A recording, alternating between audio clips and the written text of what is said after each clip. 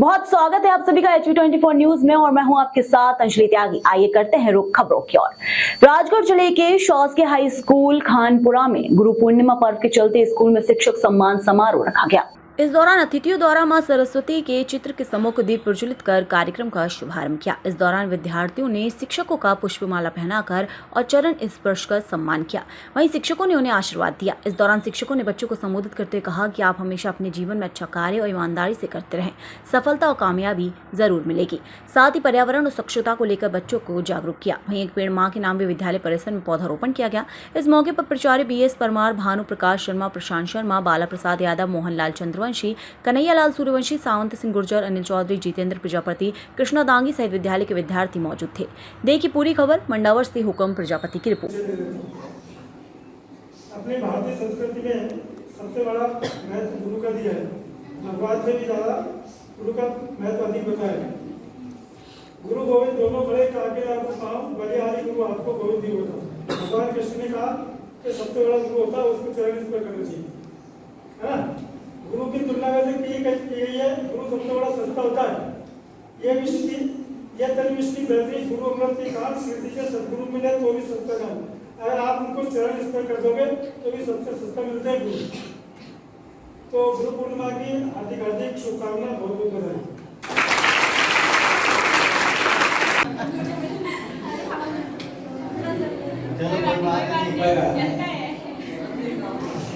बहुत अच्छा जवाब दिया कि पहले गुरुकुल में और आज के स्कूल में क्या अंतर है।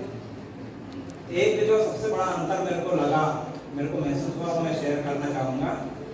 पहले चाहे वो कितने ही बड़े परिवार से हो, संपन्न परिवार से हो, या राजा का ही लड़का क्यों ना हो, या कितने ही गरीब परिवार से हो, प्रत्येक व्यक्ति के लिए गुरुकुल में जाना अनिवार्य था। वहीं जाकर के और जब तक उसकी शिक्षा पूरी नहीं हो जाए तब तक वहीं रह करके उसे विद्या अध्ययन करना था, पढ़ता था।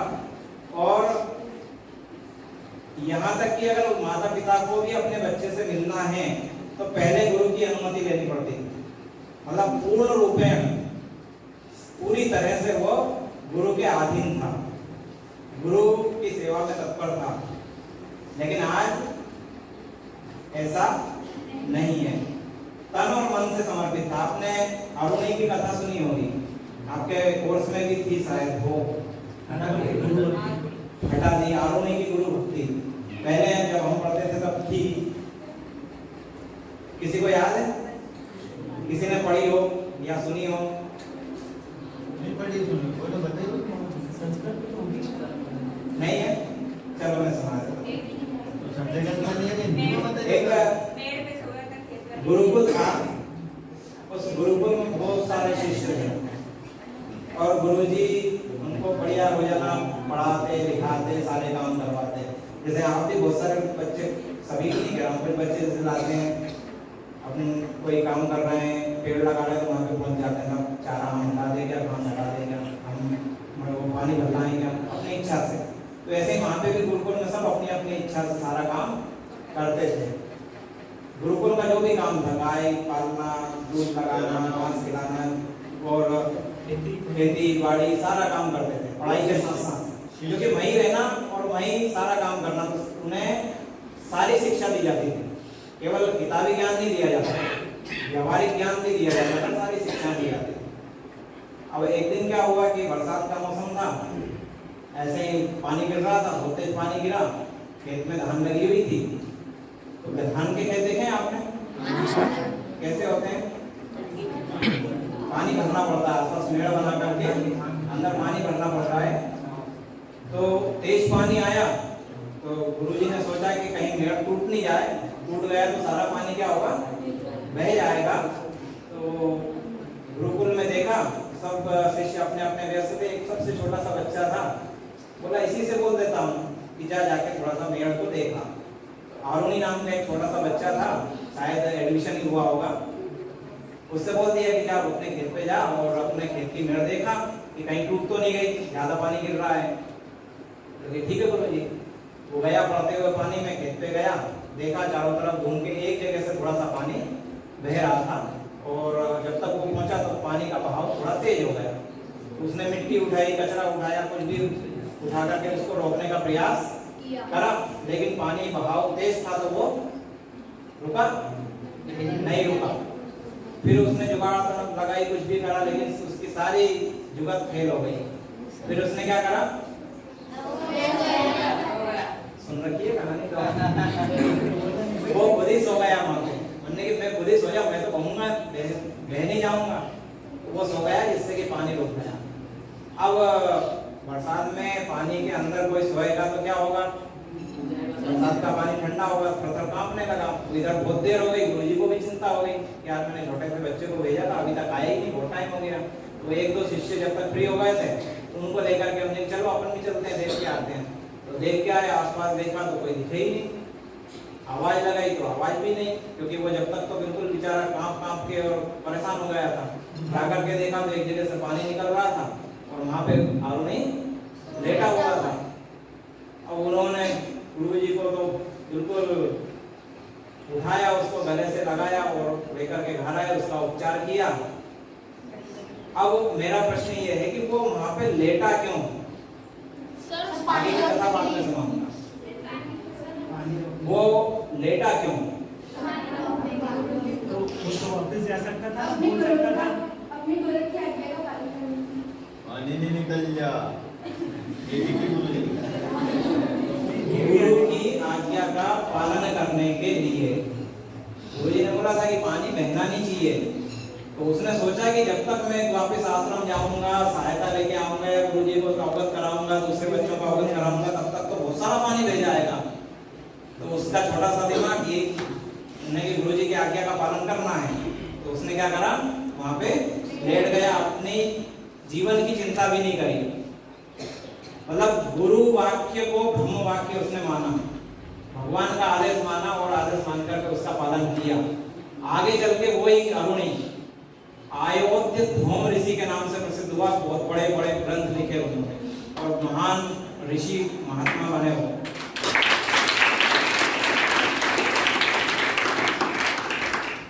क्यों बने? क्योंकि गुरु की शब्दों का पालन करा। गुरु कभी कभी आपको जो भी बोलते हैं, जो भी आपसे कहते हैं, आपकी भलाई के लिए कहते हैं। हमारी या किसी भी गुरु की किसी भी शिष्य से कोई दुश्मनी होती है क्या? नहीं होती है। आपको डांटते हैं, आपको पीटते हैं, या आपको पढ़ाई के लिए कहते हैं, या कुछ भी कहते हैं, तो वो आप ही के भलाई के लिए कहते हैं। इसलिए उनकी बातों का आपको बुरा मानना चाहिए? नहीं चाहिए, है ना? दिल पे नहीं लगाना चाहिए। और उनकी हर बात को हमें क्या करना चाहिए? मानना चाहिए। दूसरा, सम्मान वाली बात, अगर हम सम्मान कर रहे हैं तो सम्मान कहां से करें? अंतर्मन से। ऊपरी दिखावा या एक दूसरे को देख करके या उससे करने से कोई मतलब नहीं है, क्योंकि अंदर से जो किया हुआ सम्मान है वो लंबा चलता है। और ऊपरी दिखावा क्या होगा? थोड़ी देर के लिए हमने कि हम तो 10वीं में आ गए, बस 1 साल और काटना है, उसके बाद में तुम जानो, तुम्हारा काम जानो, हमें दूसरे स्कूल में जाना है। फिर कौन सुने इनकी? ये नहीं होना चाहिए। आप सब लोगों को गुरु पूर्णिमा की हार्दिक शुभकामनाएं।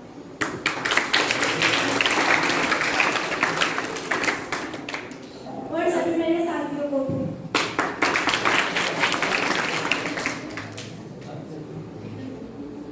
अखिलेश तो बैठ जाओ, कुछ काम हो खड़े जाना, तुम वापस बैठ जाओ, यहाँ आगे बैठ जाओ आकर के।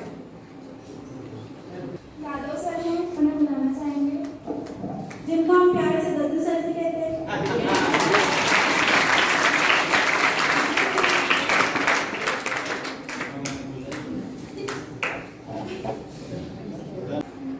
आज गुरु पूर्णिमा के पावन पर्व पर आज सभी स्कूल के छात्र छात्राओं ने स्कूल परिवार के गुरुजनों का सम्मान